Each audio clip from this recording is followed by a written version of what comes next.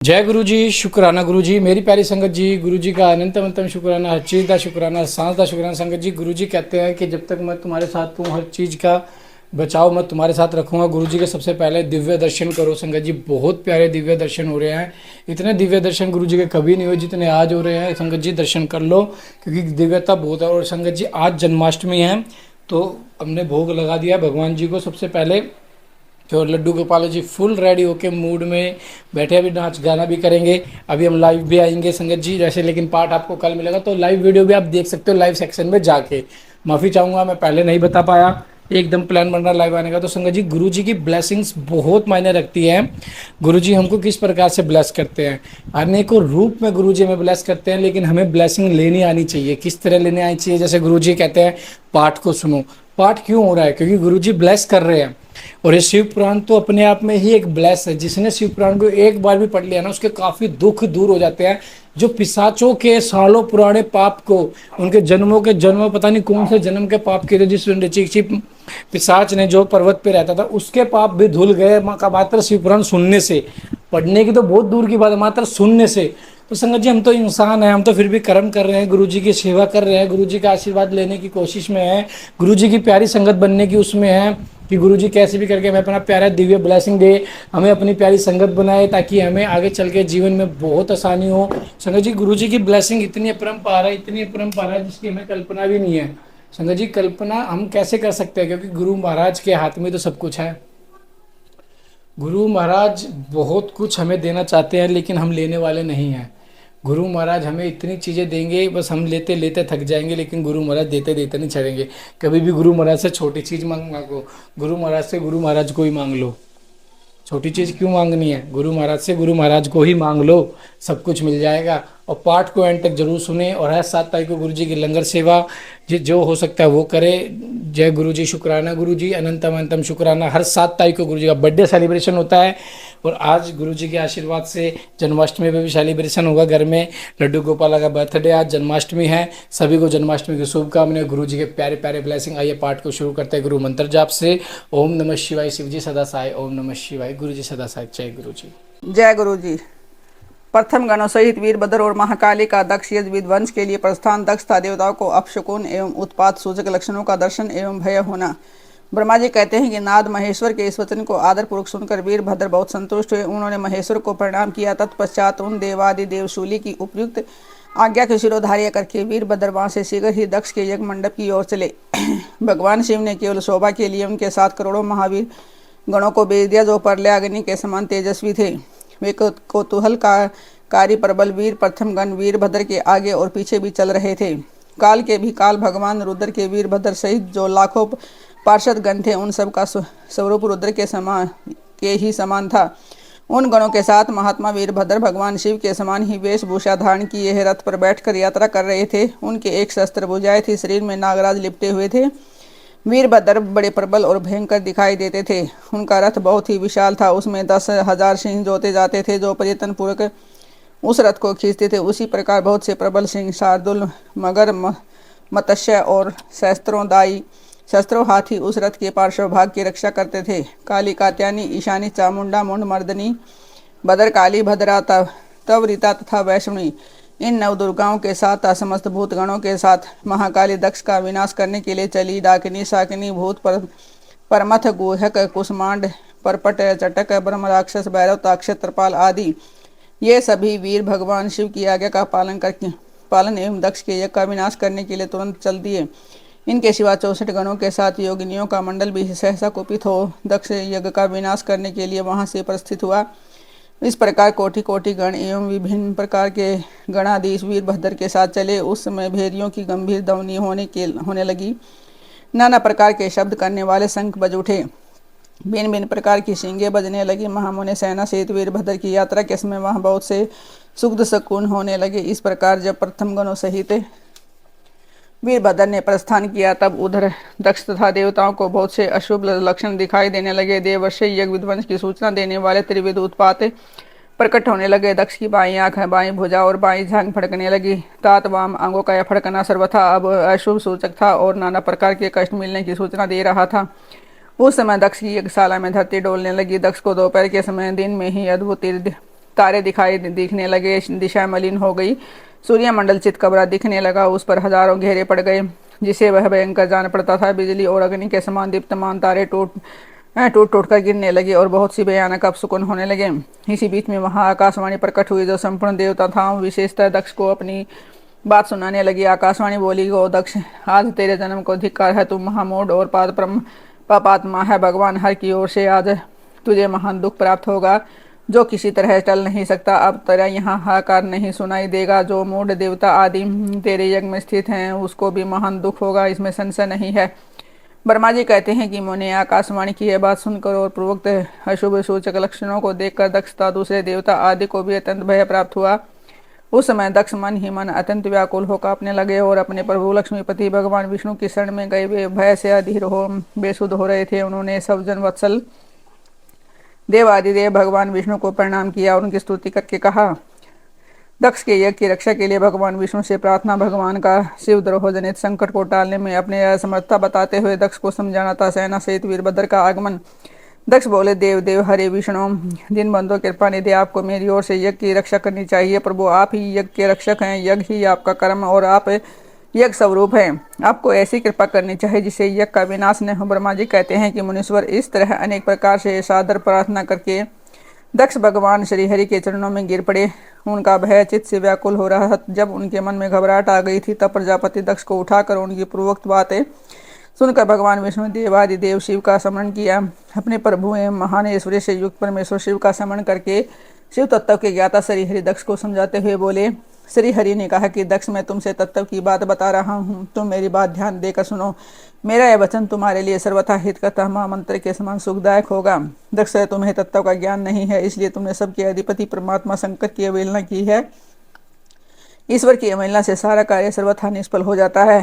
केवल इतना ही नहीं, पग पग पर विपत्ति भी आती है। जहाँ अपूज्य पुरुषों की पूजा होती है और पूजनीय पुरुष की पूजा नहीं की जाती, वहाँ दरिद्रता, मृत्यु तथा भय, तीनों संकट अवश्य प्राप्त होते हैं। इसलिए संपूर्ण प्रयत्न से तुम्हें भगवान वृषध्वज का सम्मान करना चाहिए। महेश्वर का अपमान करने से तुम्हारे ऊपर मान भय उपस्थित हुआ है। हम सब लोग प्रभु होते हुए भी आज तुम्हारी दुर्नीति के कारण जो संकट आया उसे टालने में समर्थ नहीं है। यह भी मैं तुमसे सच्ची बात कहता हूँ। ब्रह्मा जी कहते हैं कि नारद भगवान विष्णु का यह वचन सुनकर दक्ष चिंता में डूब गए।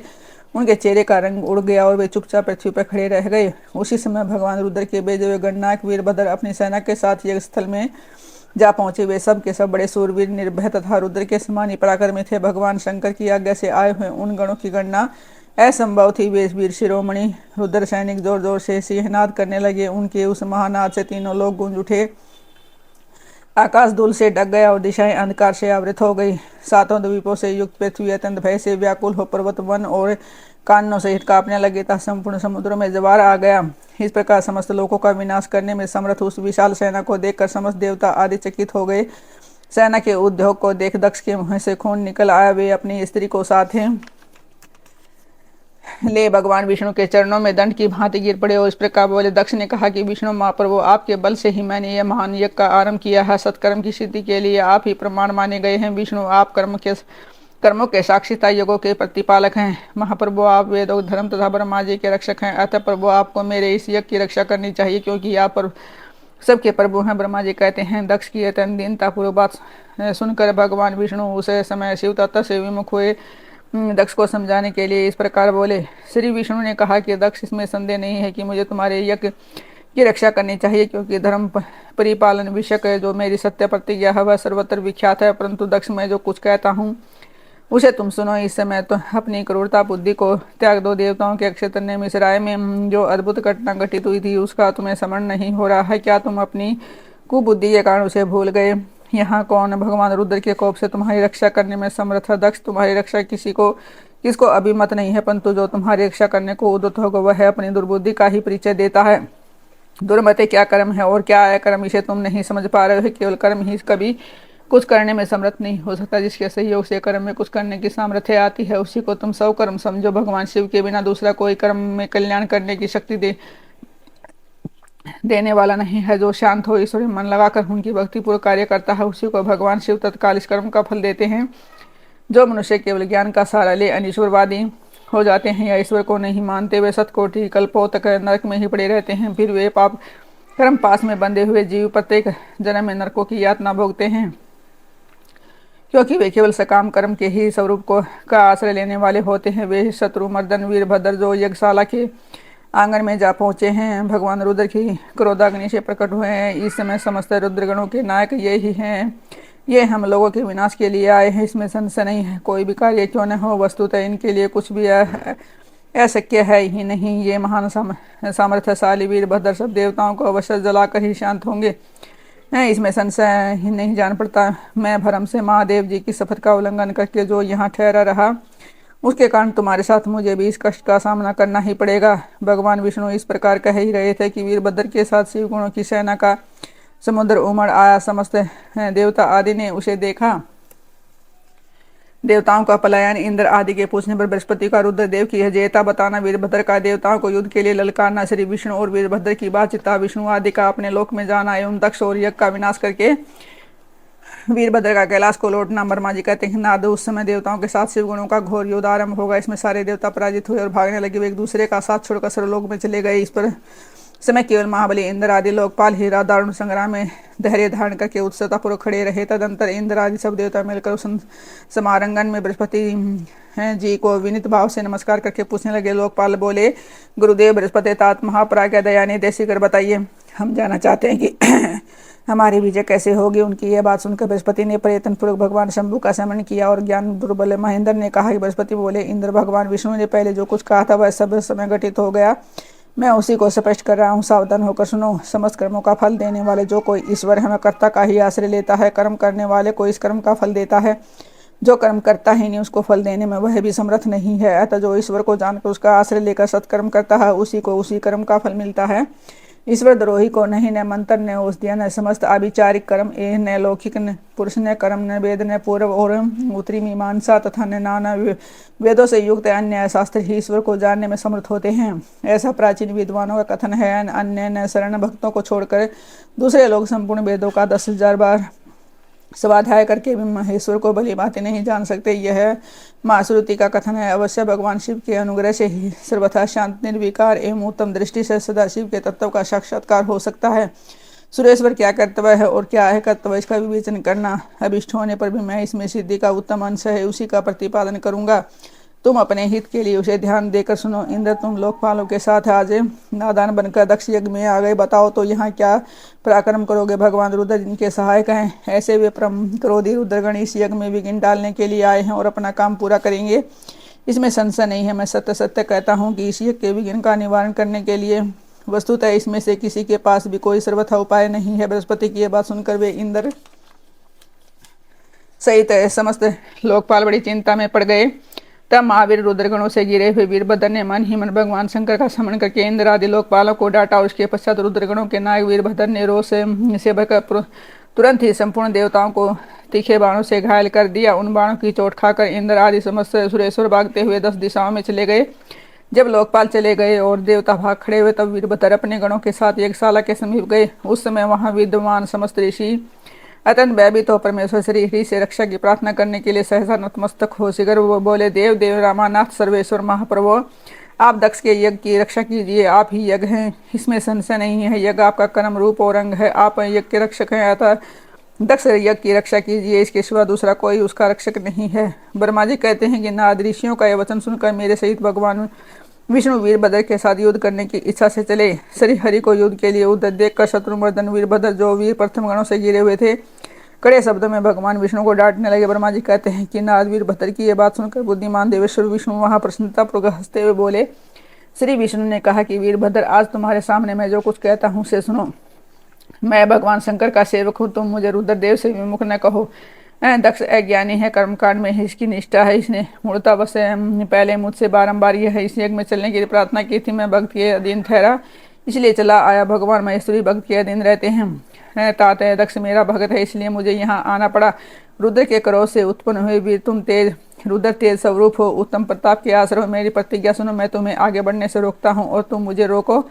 परिणाम वही होगा जो होने वाला है, मैं पराक्रम करूंगा। ब्रह्मा जी कहते हैं कि नारद, भगवान विष्णु के ऐसा कहने पर महाभाव वीरभद्र हंसकर बोले, आप मेरे प्रभु के प्रिय भक्त हैं, यह जानकर मुझे बड़ी प्रसन्नता हुई है। इतना कहकर गणनायक वीरभद्र हंस पड़ा और विनायक से विनय से नतमस्तक हो बड़ी प्रसन्नता के साथ श्री विष्णुदेव जी से कहने लगा। वीरभद्र ने कहा कि माँ प्रभु, मैंने आपके भाव की परीक्षा के लिए कड़ी बात कही थी, इस समय यथार्थ बात कहता हूँ, सावधान होकर सुनो। हरे जैसे शिव हैं वैसे आप हैं, जैसे आप हैं वैसे शिव हैं, ऐसा वेद कहते हैं। तो और वेदों का यह कथन शिव की आज्ञा के अनुसार ही है।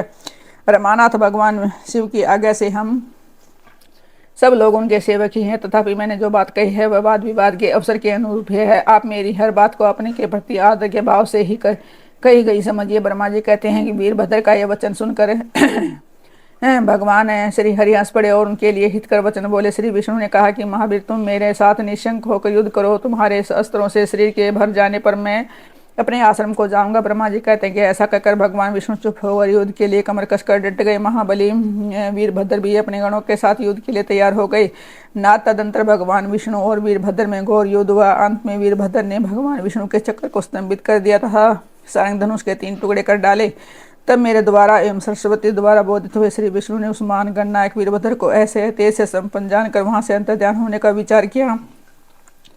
दूसरे देवता भी यह जान गए कि सती के प्रति जो अन्याय हुआ है उसी का यह सब भावी परिणाम है। दूसरों के लिए इस संकट का सामना करना अत्यंत कठिन है। यह जानकर वे सब देवता अपने सेवकों के साथ स्वतंत्र सर्वेश्वर शिव का स्मरण करके अपने अपने लोक को चले गए।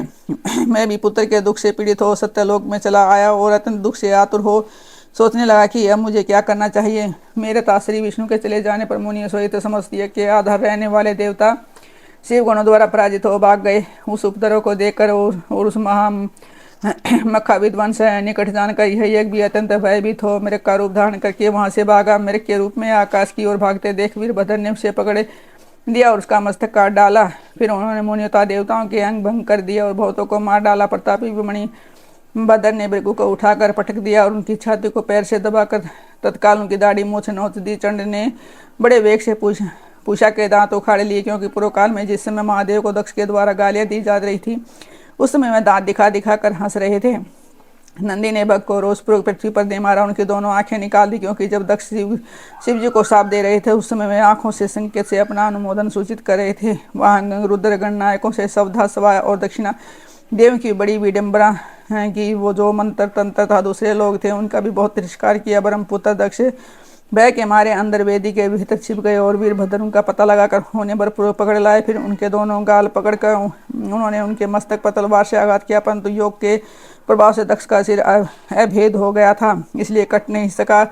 जब वीरभद्र को ज्ञात हुआ कि संपूर्ण अस्त्र शास्त्रों से इसके मस्तक का भेदन नहीं हो सकता, तब उन्होंने दक्ष की छाती पर पैर रखकर दबाया और दोनों हाथों से गर्दन मरोड़ कर तोड़ डाली। फिर शिवद्रोही दुष्ट दक्ष ने उस सिर को गणनायक वीरभद्र ने अग्निकुंड में डाल दिया। तदंत जैसे सूर्य घोर अंधकार रही राशि का नाश करके उद्याचल पर आरूढ़ होते हैं, उसी प्रकार वीरभद्र दक्ष और उनके यज्ञ का विध्वंस करके कृतकार्य हो वैसे ही तुरंत ही वहां से उत्तम कैलाश पर्वत को चले गए। वीरभद्र को काम पूरा करके आया देख परमेश्वर शिव मन ही मन में बहुत संतुष्ट है। उन्होंने उन्हें वीर प्रथम गणों का अध्यक्ष बना दिया। जय गुरु जी, शुक्राना गुरु जी। संगत जी देखो कितनी प्यारी कथा है। इतनी प्यारी कथा को हम कैसे इग्नोर कर सकते हैं, कैसे संगत इग्नोर कर सकते हैं। मैं तो सच में संगत जी कई बार सरप्राइज हो जाता हूँ ये सोचे कि इतनी प्यारी कथा को भी इग्नोर किया जा रहा है। तो फिर हम क्या ही अनुमान लगा सकते हैं कि ये परमात्मा हमारे साथ देंगे। जब हम परमात्मा के लिए एक कदम नहीं बढ़ा सकते तो परमात्मा फिर हमारे लिए कदम क्यों बढ़ाएंगे। संगत जी एक बात बताओ, जब हम परमात्मा के लिए कदम नहीं बढ़ा सकते तो परमात्मा फिर हमारे लिए क्यों कदम बढ़ाएंगे। क्योंकि परमात्मा को तो प्यार चाहिए, परमात्मा को तो भाव चाहिए, लेकिन हमें घर गाड़ी बंगला सुख सब चाहिए, लेकिन हम परमात्मा की दिखाए हुए रास्ते पे नहीं चलेंगे। परमात्मा हमें शिव पुराण करने को कहेंगे, हम नहीं करेंगे। परमात्मा हमें सत्संग सुनने को बोलेंगे, हम नहीं सुनेंगे। ऐसा क्यों संगत जी। मेरी बात मानिए, आज से अपने अंदर सुधार लाइए और अपनी चीज़ों को सुधारना शुरू कीजिए, आपके जीवन सुधर जाएगा। हर 7 तारीख को गुरु जी की लंगर सेवा होती है, जो भी संगत हमारे साथ कॉन्ट्रीब्यूट करना चाहे वो कर सकता है। जय गुरु जी, शुक्राना गुरु जी।